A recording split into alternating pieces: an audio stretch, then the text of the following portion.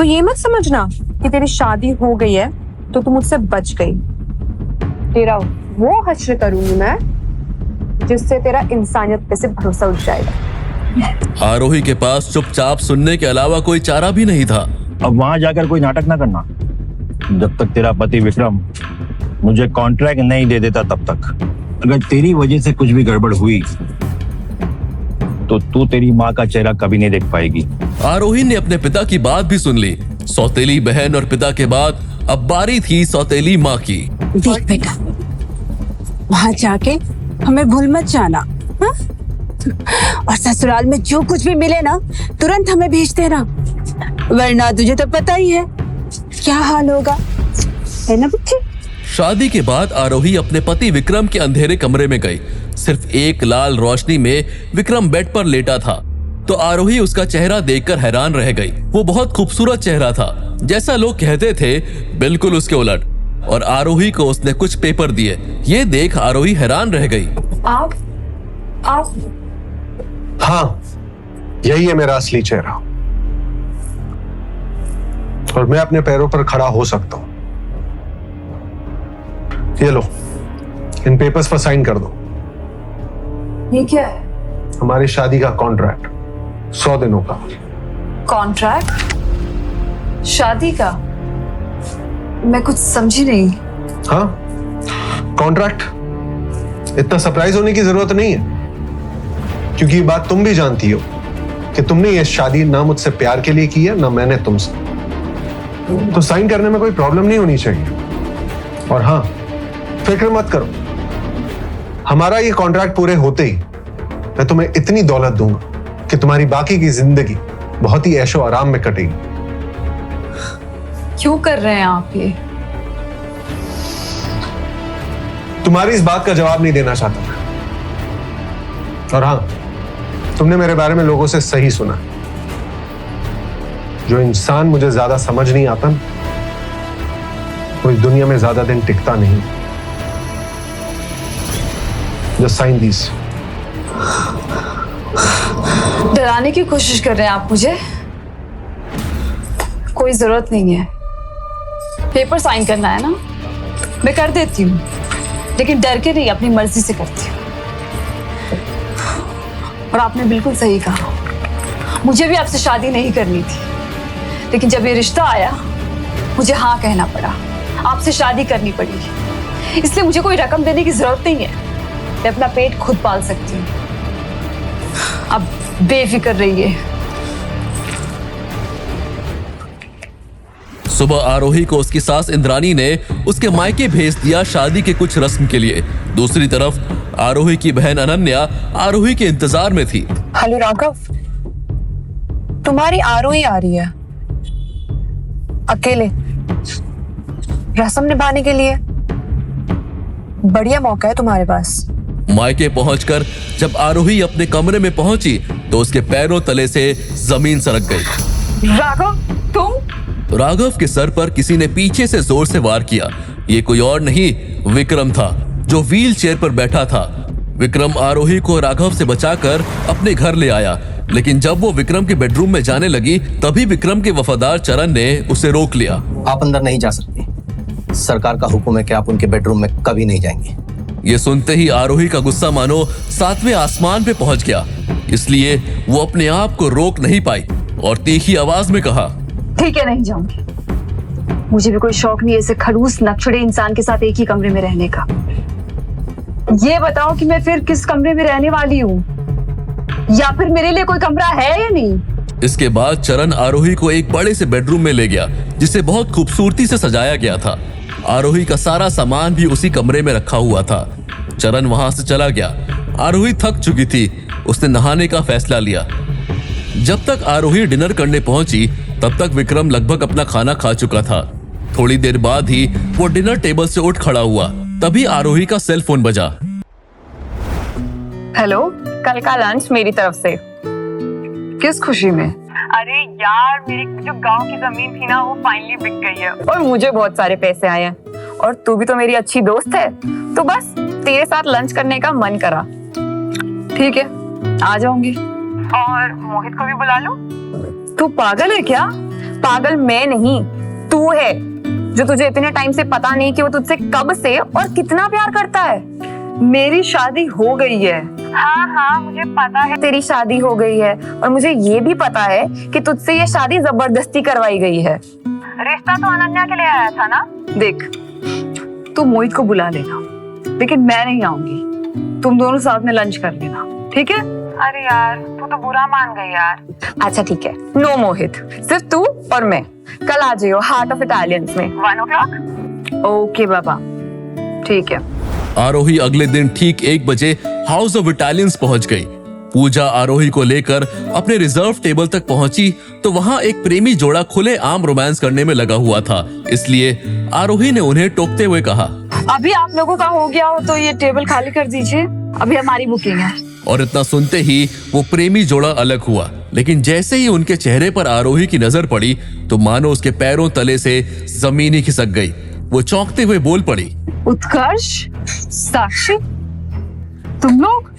हाँ तुम, इसमें चौंकने वाली क्या बात है? हम तो यहाँ हर हफ्ते आते हैं। वैसे तुम यहाँ क्या कर रही हो? क्योंकि इस जगह आने की तुम्हारी औकात तो है नहीं। साक्षी आरोही की चचेरी बहन थी, जबकि उत्कर्ष आरोही का पहला प्यार। उन दोनों की सगाई भी होने वाली थी, लेकिन सगाई से 1 दिन पहले आरोही ने उसे साक्षी के साथ रोमांस करते पकड़ लिया था, जिसके बाद उनकी सगाई टूट गई थी और तब से उत्कर्ष और साक्षी साथ थे। इंसान को ना सिर्फ अपनी औकात की सोचनी चाहिए, दूसरों की नहीं। अब तुम लोग का हो गया हो ना तो फटाफट यहाँ से निकलो। दिस इज आवर टेबल, हमने रिजर्व की है। मैनेजर ने उत्कर्ष और साक्षी को टेबल खाली करने को कहा तो उत्कर्ष भड़क उठा। तू मुझे यहाँ से उठ के जाने को कह रहा है? मुझे भूल गया क्या? महीने में 10 बार से ज्यादा आता हूँ यहाँ पे, लाखों रुपए खर्च करता हूँ। क्या चाहते हैं, यहाँ आना बंद कर दूं मैं? मैनेजर ऐसा कीमती ग्राहक गंवाना नहीं चाहता था। मैम आप मेरे साथ आइए, मैं आपको इससे भी बेहतर टेबल देता हूँ। हमने ये टेबल बुक कराई है, हम यही बैठेंगे। आपको सच का साथ देना चाहिए और आप हमें ही बोल रहे हैं। ये टेबल हमने रिजर्व की हुई है, इन्हें कोई और टेबल दे दीजिए ना। आप दोनों नहीं मानोगे? मतलब क्या मतलब? अभी समझाता हूँ। सिक्योरिटी! लेकिन इससे पहले कि वो सुरक्षा गार्ड आरोही और पूजा को छू भी पाते, वहां एक भारी भरकम आवाज गूंजी। क्या हो रहा है यहाँ? आरोही ने पलट कर देखा तो उसकी आंखें बाहर आ गई, क्योंकि ये आवाज किसी और की नहीं बल्कि विक्रम की थी और उसके बगल में खड़ी थी आरोही की बहन अनन्या। विक्रम ने मैनेजर को बुलाया, जो विक्रम के डर से मानो कांप रहा था। तभी अनन्या ने कुछ ऐसा कहा जिसे सुनकर आरोही के कानों में जोर की हलचल पैदा हो गई। राजवीर, इसमें सदाकांत की क्या गलती थी?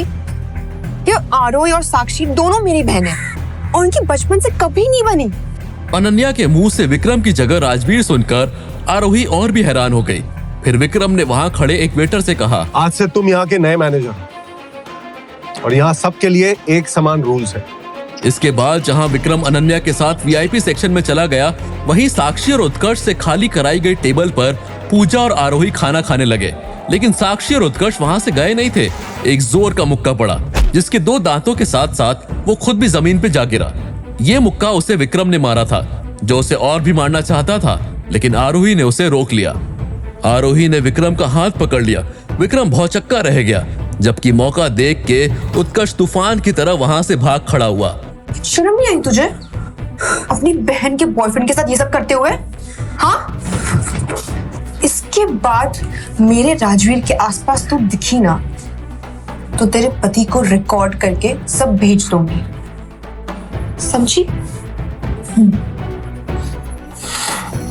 राजवीर। ये देखते ही अनन्या गुस्से, जलन और डर से भर गई, क्योंकि विक्रम ने आरोही के इस कदम का विरोध भी नहीं किया। अनन्या ने खुद से बात करते हुए कहा, राजवीर कहीं आरोही के चक्कर में तो नहीं फंस गया? नहीं, मैं ऐसा नहीं होने दे सकती। मैं किसी भी सूरत में ये होने नहीं दे सकती। और अगर ऐसा हो गया तो मेरे हाथ से एक अमीर प्रेमी नहीं कहूंगी मैं सिर्फ, बल्कि आरोही राजवीर को यह भी बता देंगी कि उस रात कमरे में मैं नहीं आरोही थी उसके साथ। अगर राजवीर को ये पता लग गया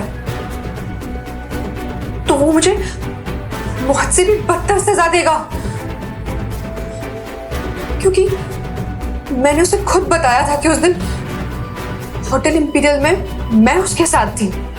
अनन्या नहीं चाहती थी कि विक्रम को पता चले कि उस रात वो उस कमरे में आरोही और विक्रम के जाने के बाद आई थी और वहीं उसे राजवीर की अंगूठी मिली थी। उसने जिंदगी में कभी इतनी कीमती अंगूठी नहीं देखी थी।